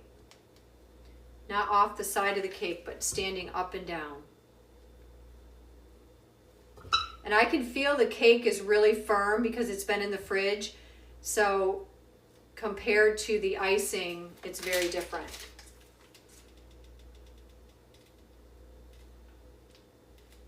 Not getting as high as there. I'm losing my concentration. I meant to get them all high. Okay. So there we go. That's a cute little cake. And I'm going to put it over here. So all one color is kind of pretty. I think that's kind of fun. And you can put sprinkles on it or pearl dragees or other things. Put that back here. And I'm going to show you on here. So you would put this piece of plexiglass onto the counter or, you know, on this turntable and play. So you can do straight up and down. You can practice doing a star or this. And you can scrape this up and use it over and over again if you want. You just can't serve it then. And then just play and practice. And eventually you'll come up with a style that you like. And you'll have a lot of fun. I didn't mean to do red, white, and blue, but there you are. All right, so we're done with this guy. All right, should I get another cake? Let me get another cake. Okay, this is a really tall cake. 6-inch, but I made it just a little bit taller. And I am going to use an American buttercream on it. We are covering cakes that we did on Wednesday. We made a high yield yellow cake and I filled and covered it, and now I'm finishing it. And I'm trying to show you that you don't need to have a lot of fancy tools to make this kind of thing really charming. And you can see the cakes in the background that we finished. Maybe I'll move this one underneath. This red guy really stands out, doesn't it? See, I'm always going to, if you said which cakes do you love, I'd be like these. I just love soft, and I think they even look how pretty they look against like the wall. They almost look painterly. So for whatever reason, that's what I like. But if you're working for a client, it's not about what you like. It's about what they like. And getting color right is not an easy job. It's one of the hardest things in the world. I actually have a lot of books on color because it's something you can study. I know someone who has a master's degree in color theory, and I find that fascinating. This is my Swiss meringue that went on this cake. Now I'm going to put an American buttercream on here. So this is my practice buttercream, and it's really white. You see how, well, I did it without even thinking. This is a wet towel, clean, damp. I put this over the plastic, which is also over the plastic to touch. That's how much American buttercream dries out. So if you are working, one of the things I do is I take a damp, clean towel and I cover my royal icing and my American buttercream if I'm not actively working with it, because it dries out that quickly. So oh, you know what? I need to put this on the paddle. Never mind, I got to put this on the paddle because I've not moved it this morning. Sorry about that. So let me get it going. All right, so when you pull that, and it's not out in the fridge, it's just on the counter, it's going to settle with gravity and it's going to get firm. I personally think that cakes look better when they're taller. That's why I love having them on a cake stand, and I love the height. And this is really popular now. People are making really tall cakes, which I love. But you want your eye to go upward. You don't want anything to be squished downward. And so visually, I like that edge, but there are no rules. This one also just went up to the edge. But if you like, I can show you a traditional border on this cake. And you know what? This cake is so small, I'm going to use the buttercream I have. This is an American buttercream, but it's actually got butter in it, so it's not as white. It's not as white as the other one. So let me just check on this a little bit. Yeah, that already feels better. So I'm going to be putting an American buttercream on a European buttercream cake. because the inside and the outside do not need to match. They don't need to match in color or anything. It could be two different things.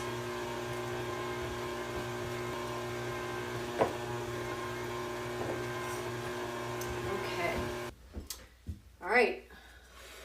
So I'm going to do the same thing with the American buttercream. But you are going to notice it's a lot, well, I think you'll notice it's fluffier.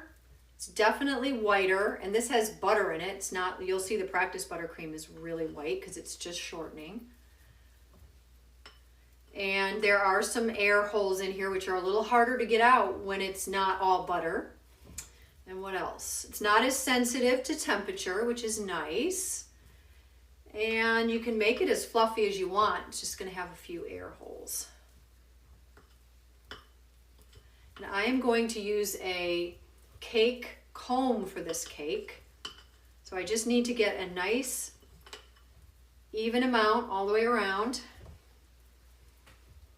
And a cake comb might seem, I mean, maybe they're not as popular, but, and they're very like bakery and whatnot, but I just find them to be, it's charming. It's a nice backdrop for any flowers or anything you want to put on. And it is easier, so you need less training to use a cake comb. But I don't think that's a bad thing.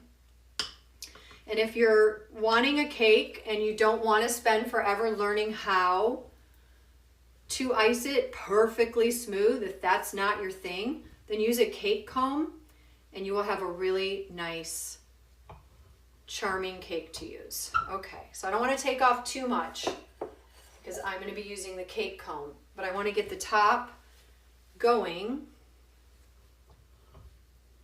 so it's straight. All right, so I think I'll use this guy. It's plastic. This has this edge. So this is the back. This is where my toothpick is. So I'm going to hold this perpendicular and straight, and I'm going to turn the cake stand while I scrape all the way around. That doesn't look that great, does it? Maybe I'll use another one. Let me do a real quick pass at it again.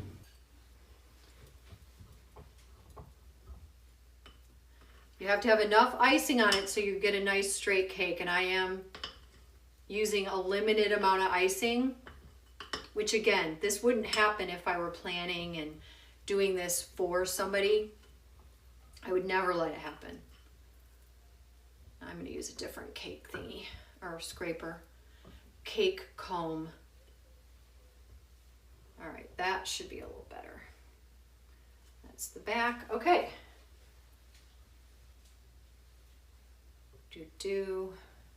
All right, let's see. Do over. So this guy's a little bit smaller, so I'll go around more than once. I think I want to be a little more careful this time. Scrape off the icing. Yeah, I haven't done this in a long time. You can tell. Takes practice.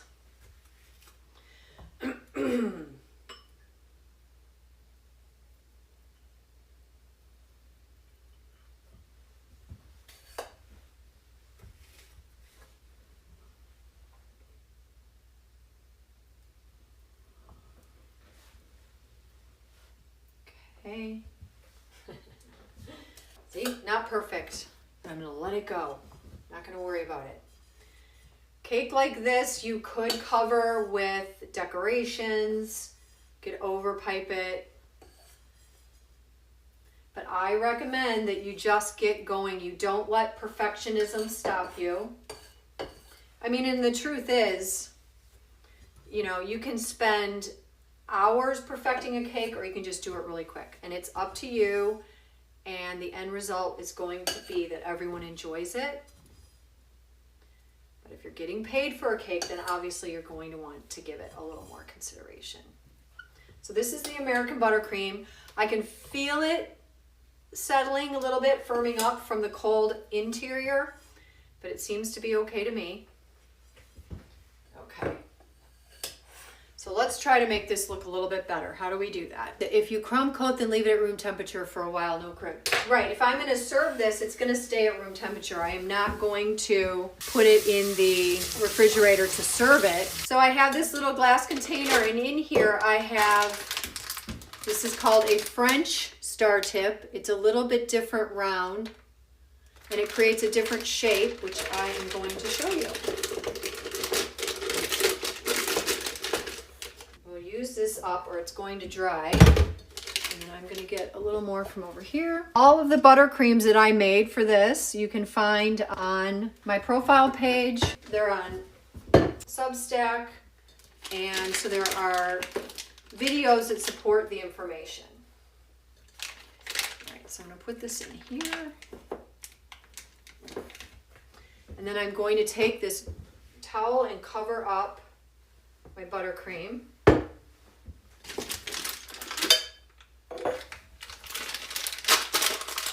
See if we can make this look a little bit better.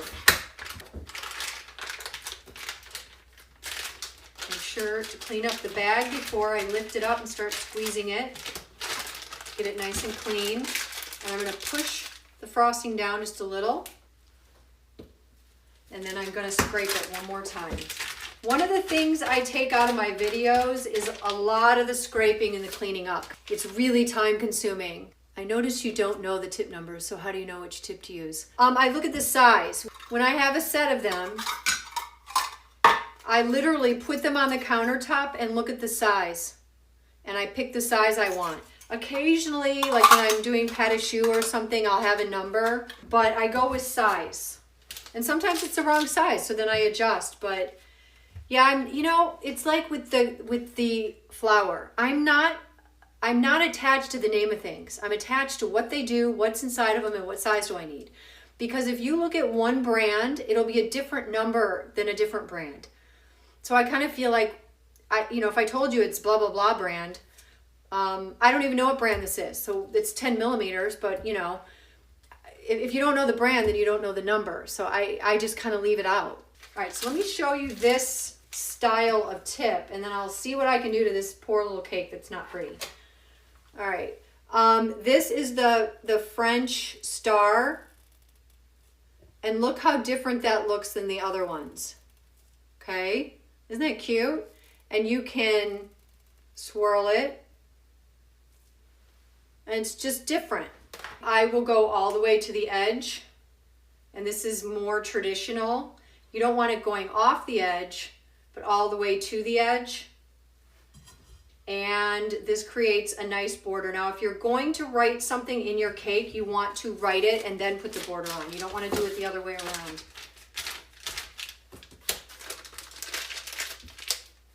So I did not start in the back like I was supposed to. Yep, I spend a lot of time practicing on my focus, and so when I'm not focusing, sometimes I forget the basics. And that's why practicing when you have time and when you can focus is really important to building good skills. So then I'm gonna...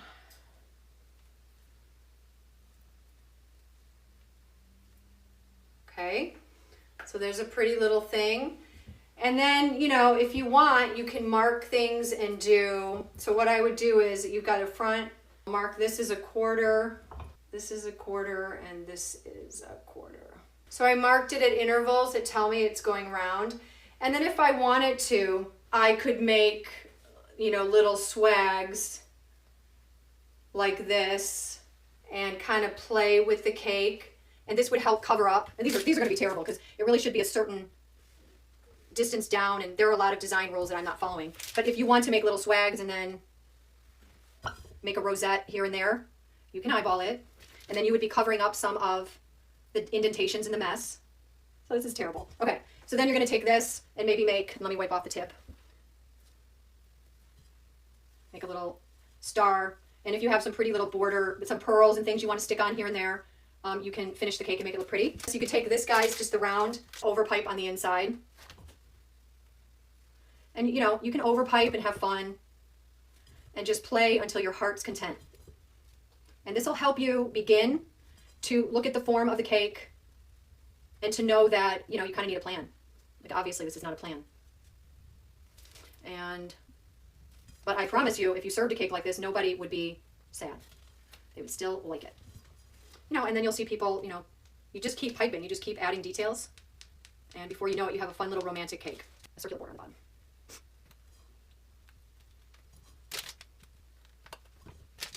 I have one more cake in the fridge, and then I'm going to cut these in half so you can see them. So there you go. So then if I had other tips, I could just keep over piping and do fun things and make little rosettes. Shoe for next week. All right, we're going to have to vote. As soon as I finish this last cake, we're going to take a vote. All right, so this guy's going to go back here. You're all starting to see a theme here, aren't you? And I obviously love little cakes. This goes on this little cake stand. It's adorable. And I have plenty of frosting, so I'm going to make it look good. Plop, plop. And see how white this is? This is all shortening, no butter. The buttercream is going to naturally crust up on the cake when you are done icing it. And there's nothing wrong with that. It just means if you're going to try to stick little silver balls to it or anything, nothing's going to stick to it.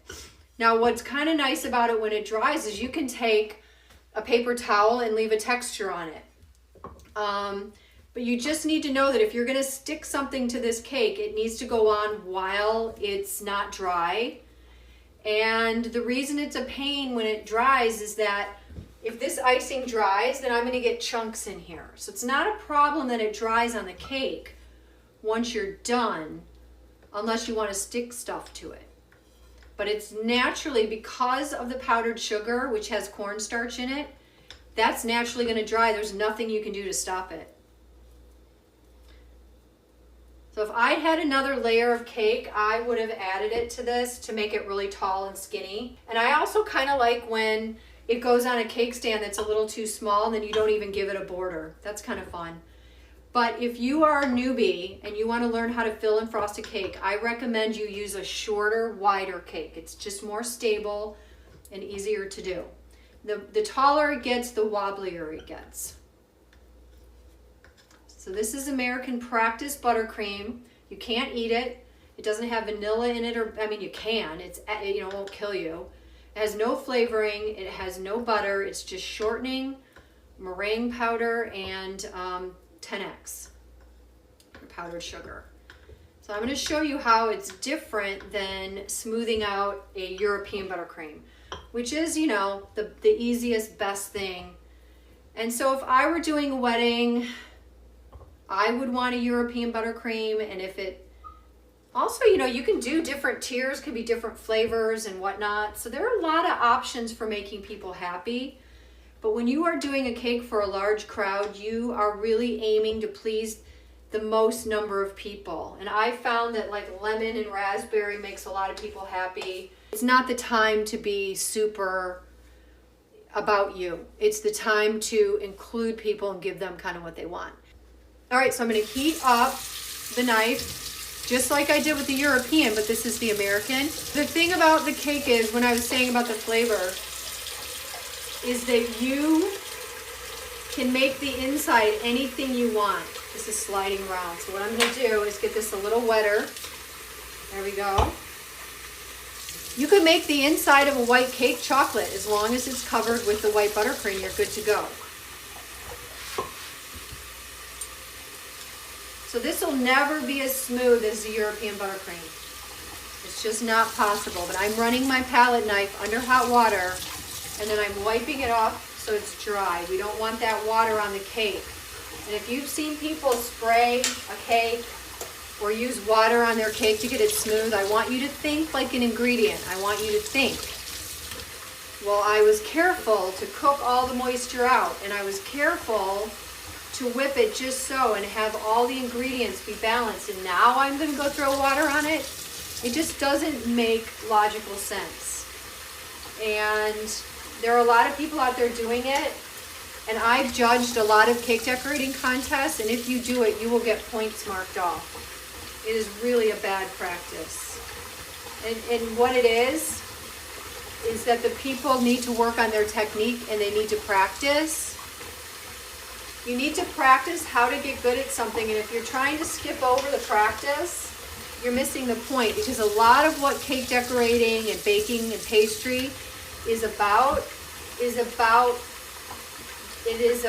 the process of doing what you do. I mean, because it's not a necessity to have fancy pastries or a fancy cake, but it is something that should be treated with respect. They're expensive. People pay a lot for them. Your ingredients are expensive. And yeah, so I think, like with anything else, you just treat the food and the art and the process with respect. I don't recommend bags for the size of the cake. What I recommend is what you are going to be doing. If I am going to be doing a giant cake, I'm probably going to want more frosting inside this bag, because a littler one I'm going to have to reload more often. So you think about, because it takes time to stop and add more frosting, believe it or not. When that's part of your business, you have to think about that. Time is money. So you use what works for that, like how much time and how big is your cake? Is it little? Are you using it just to do like write happy birthday, so you just need a small bag? All right, so I'm almost done here. Let me see. I think I've got a little bit of a bulge. I don't want to see the cake underneath it. As I said, I'm not going to be perfect, and I'm trying to actually model the idea that you don't have to be perfect. The cake will be beautiful. You give it a try. Don't let perfectionism keep you from discovering the joy of taking something you baked. If you consider yourself to be a baker and not a cake decorator, then don't consider what I'm doing cake decorating. Consider it finishing and giving your baked good its final perfect finish. Okay? All right, so I'm going to do the top and call it a day.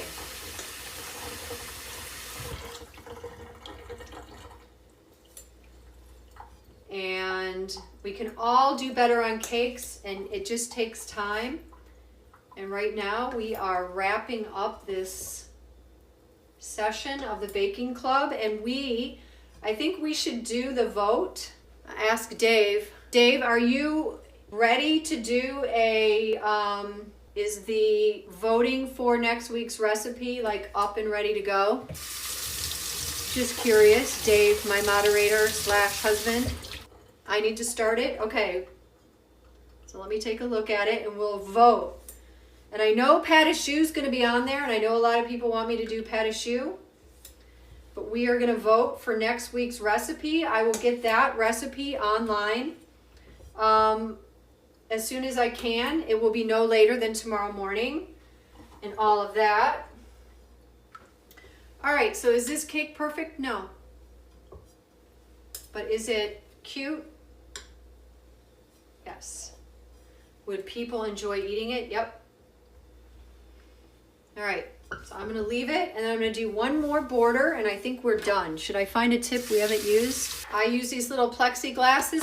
This I get at the hardware store. They're, not expensive, and I can scrape this off like so and keep practicing.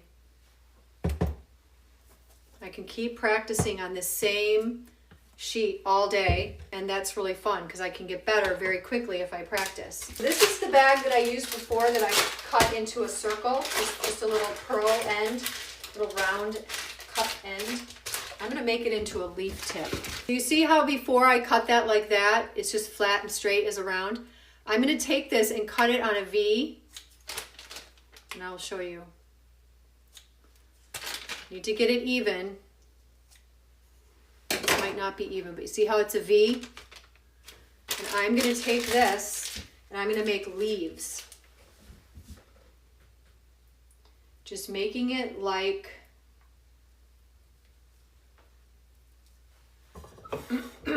a V like that creates leaves. So if this was green, you would see. And this can be fun because you can make them go up and kind of do off kilter, and it's kind of natural and fun. or you can just go all the way around. A lot of people like leaves that go off the edge. So I can go all the way around and then go back on the inside, and that's just by cutting a bag.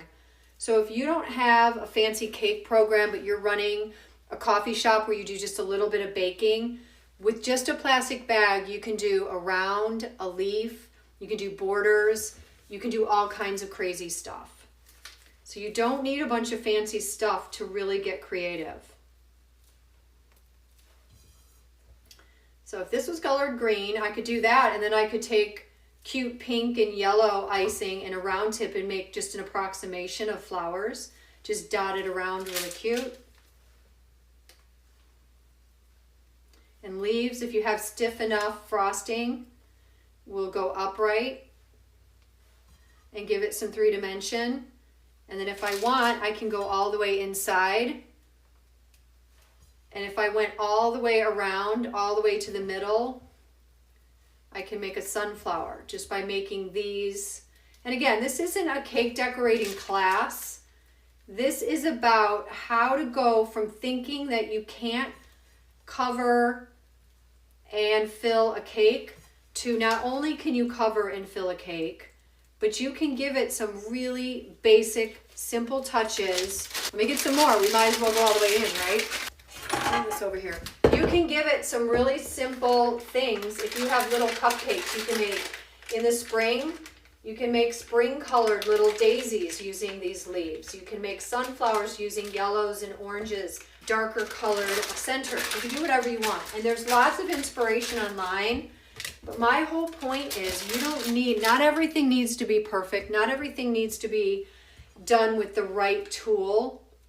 You can get creative and turn something into something charming. You can turn it into money by just adding a little bit of detail. It's kind of fun. Now I wish I had some of the red, orangey red. Okay. I'm going to pretend like this is a flower. So these could be petals or they could be leaves. It's however you want to look at it. And then, see how cute that is? And then I can take the star tip and make centers.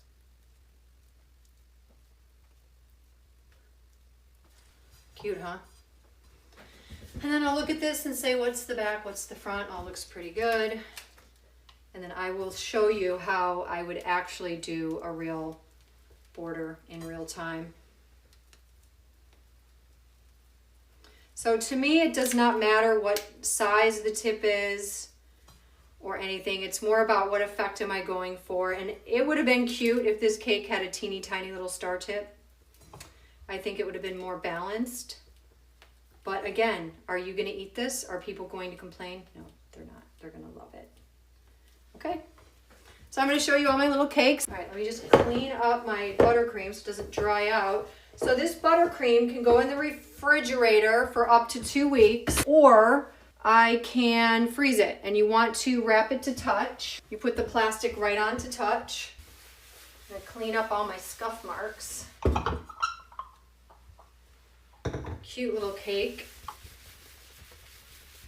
This leaves black scuff marks on the countertop. Okay. Not bad. So here is our little gallery. I call this a class photo. Here's a little gallery of our cakes. And then here's our bright, fun one. Doesn't really go with the other ones, but there it is. Isn't this pretty? I think it's so pretty. And then this guy. All right, so you want me to cut them real quick while we vote? So this is the back. If I were delivering this cake, I would say to the person I'm delivering it to, there's the toothpick at the back. So if you're placing it, they want to place that at the back so that as people see the cake, this is the front. And you tell people what the front is. Like I said, I've delivered cakes before and gotten there and they're backwards because nobody knows. I mean, who knows? You don't know. So I'm going to cut these so you can see them. All right. So I'm going to start the poll. We're going to do the 10-minute option while I show you. It started. Everybody vote. I'm going to show you what these cakes look like sliced. So you guys are voting for next week's recipes, which is so fun because you get to pick. And I will come back on Wednesday and I'll teach you how to do and think about whatever that is. All right, let me show you how. I don't even want to cut these. That's so silly. Okay.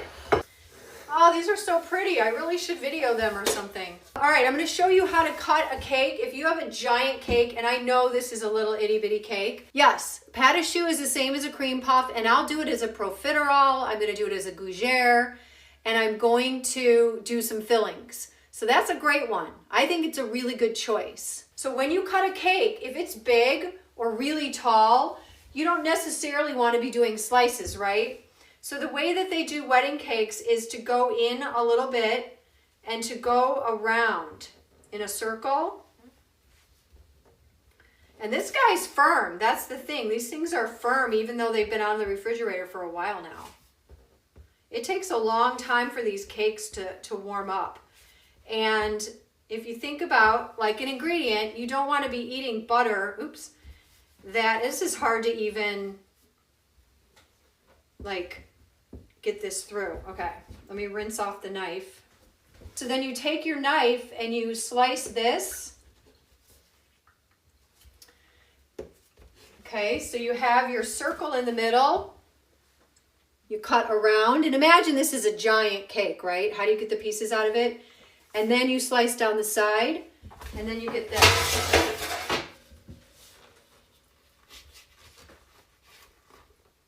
Okay, there it is. There's your slice. And you know what I like about this? They're relatively even, relatively everything looks nice. I'm gonna put that on my little sample tray, and there you go. So that piece of cake would go on your plate. And then you could add your fruit to it or ice cream or berries. And I think that would look very, very nice on the plate. And I'll tell you what this cake is. Oh my gosh, I'm just realizing this is Harriet's. I wondered why it was so hard to cut. It didn't have enough egg to make it light. And I did the reverse creaming method and it wasn't the proper ratio. So that's what happens. You get this really dense. The cake, you don't want to eat that cake. And then look what it looks like inside. You really want to think about, are my layers even? Is the amount of icing I'm adding even? I think that's really important. All right, should we cut another one? And here's another trick. If you want and you're only serving a little bit, just serve out of the back of the cake so you can preserve the front. It sounds silly, but it works that way. Let's do this one. So this is the back. It has a toothpick there to tell me it's the back.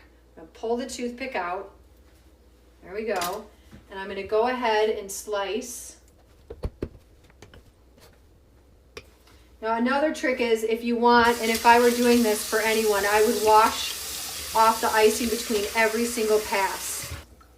Okay, so let's see how this looks pulling out. I hope it looks good. Nice. Isn't that nice? Okay. So that is the yellow cake. A little bit of frosting on it, and that's what it would look like on the plate.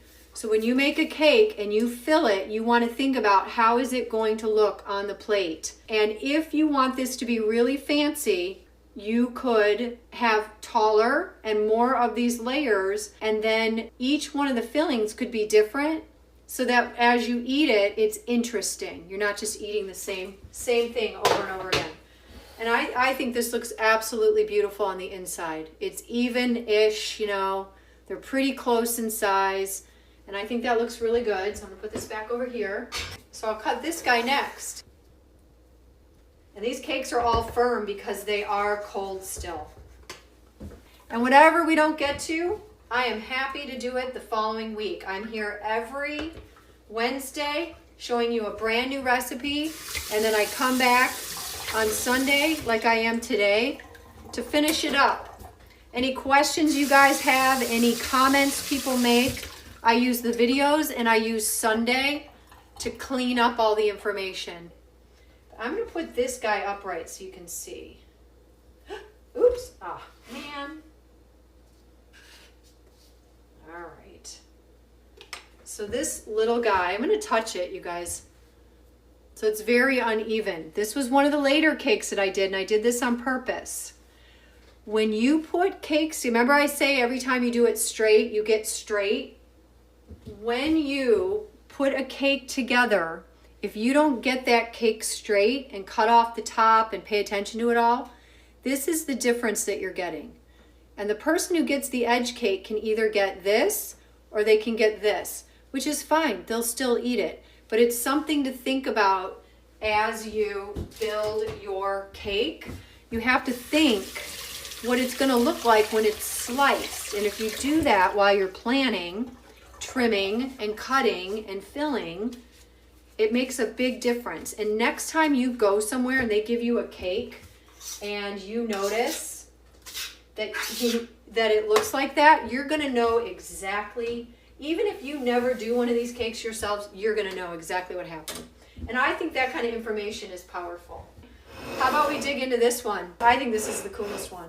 It's my favorite. I love this color. And that's that freeze-dried blueberry done at a higher percentage. I use freeze-dried blueberries in the sugar of an Italian meringue. When I cooked the sugar, I added 6% ground blueberry freeze-dried powder, and this is what I got. Absolutely gorgeous. So I'm going to take the toothpick out of the back, and then I'm going to cut this and show you.